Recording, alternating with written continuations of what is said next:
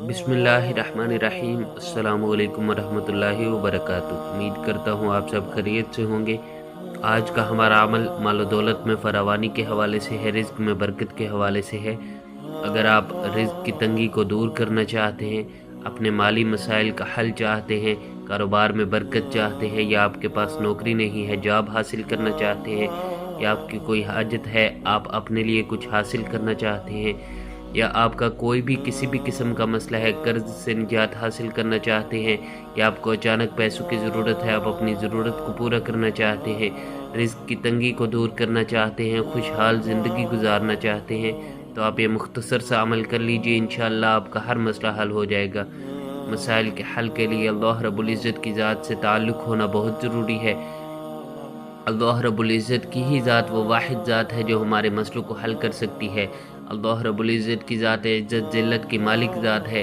اللہ رب العزت کی ذات جس کے لیے عزت کا فیصلہ فرما دے اسے کوئی ذلیل نہیں کر سکتا، جس کے لیے ذلت کا فیصلہ فرما دے اسے کوئی عزت نہیں دے سکتا۔ اس لیے ہمارا اللہ رب العزت سے تعلق ہونا بہت ضروری ہے، کیونکہ اللہ رب العزت ہی کی ذات ہم سب کی خالق ذات بھی ہے۔ اللہ رب العزت ہی کی ذات ہم سب کی رازق ذات بھی ہے۔ رزق دینے والی ذات اللہ رب العزت کی ذات ہے۔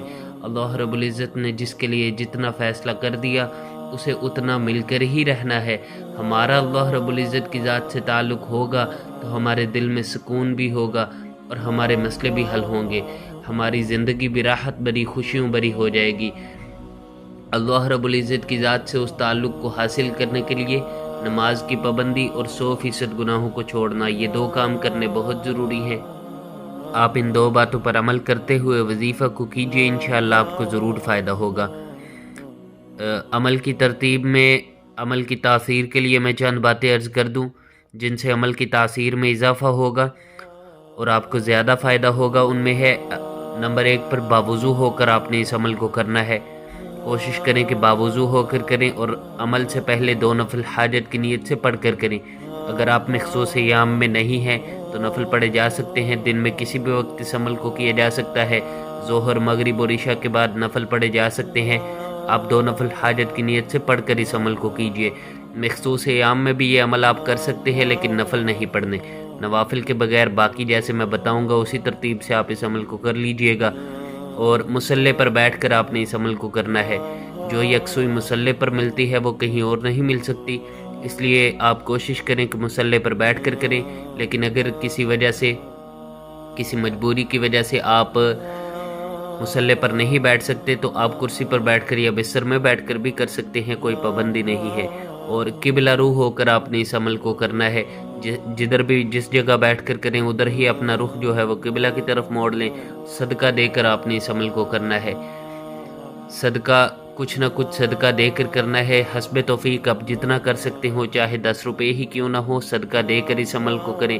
حدیث پاک میں آتا ہے جس کا مفہوم ہے کہ میں اس بات پر قسم کھا سکتا ہوں کہ صدقہ دینے سے مال کم نہیں ہوتا، اس لیے آپ کچھ نہ کچھ صدقہ دے کر اس عمل کو کریں، چاہے 10 روپے ہی کیوں نہ ہو، حسب توفیق آپ جتنا کر سکتے ہو۔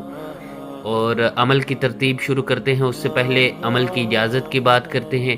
اس عمل کی عام اجازت سب کے لیے ہے، خاص اجازت چاہتے ہیں تو ہمارے چینل کو سبسکرائب کر لیجئے۔ اس عمل کی عام اجازت سب کے لیے ہے، خاص اجازت چاہتے ہیں تو ہمارے چینل کو سبسکرائب کر لیجئے۔ عمل کی ترتیب سن لیجئے۔ سب سے پہلے آپ نے یا ارحم الراحمین پڑھنا ہے 3 مرتبہ۔ 3 مرتبہ آپ نے یا ارحم الراحمین پڑھنا ہے۔ اس کے بعد آپ نے استغفار کرنا ہے، استغفر اللہ کا ورد کرنا ہے 100 مرتبہ۔ ہاتھ کی انگلیوں پر کر لیجئے، زیادہ بہتر ہے، آپ تسبیح بھی استعمال کر سکتے ہیں۔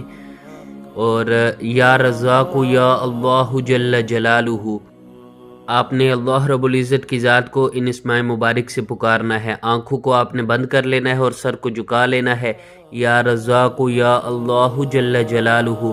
اس طرح سے آپ نے ذکر کرنا ہے 33 مرتبہ، 33 ٹائمز آپ نے اس کا ذکر کرنا ہے۔ اور اس کے بعد آپ نے درود پاک پڑھ لینا ہے، درود ابراہیمی 3 مرتبہ آپ نے درود ابراہیمی پڑھنا ہے۔ اس کے بعد آپ نے دعا کرنی ہے۔ دعا کا طریقہ یہ ہے کہ سب سے پہلے آپ نے اللہ رب العزت کی نعمتوں کا، اللہ رب العزت کے احسانات کا شکر ادا کرنا ہے۔ اللہ رب العزت کی دی ہوئی بے شمار نعمتیں ہیں ہمارے پاس، آپ 2-4 منٹ میں جتنی نعمتیں یاد آ جائیں یاد کر کے ان کا شکر ادا کیجئے۔ اور پھر اپنا مسئلہ بیان کیجئے اور دعا کیجئے کہ پیارے اللہ جی، جدھر آپ کے اتنے احسانات ہیں، مجھ پر ایک احسان اور فرما دیجئے۔ میرا یہ چھوٹا سا مسئلہ ہے، بے شک آپ کے علاوہ میری اس پریشانی کو کوئی دور نہیں کر سکتا، آپ میری اس پریشانی کو دور کر دیجئے۔ میں بہت کمزور ہوں، میں کچھ نہیں کر سکتا یا کر سکتی۔ آپ نے اس طرح دعا کرنی ہے، دعا آپ نے 3 سے 5 منٹ لازمی کرنی ہے۔ دعا کر کے جب آپ فارغ ہو جائیں تو آخر میں آپ نے 3 مرتبہ پھر درود ابراہیمی پڑھ لینا ہے۔ دعا کے اول اور آخر میں کم از کم 3 مرتبہ درود ابراہیمی لازمی پڑھنا ہے، زیادہ کی کوئی حد نہیں ہے۔ اپنا نام، اپنی والدہ کا نام کسی کو نہ دیں، جادو نظر بد بندش کے نام پر لوٹنے والوں کو پیسے ہرگز نہ دیں۔ مزید اس عمل کے لیے کوئی شرائط نہیں ہے۔ ویڈیو پسند آئی ہو تو ہماری حوصلہ افزائی کے لیے لائک کر دیجئے، عمل کی خاص اجازت کے لیے ہمارے چینل کو سبسکرائب کر لیجئے۔ السلام علیکم ورحمۃ اللہ وبرکاتہ۔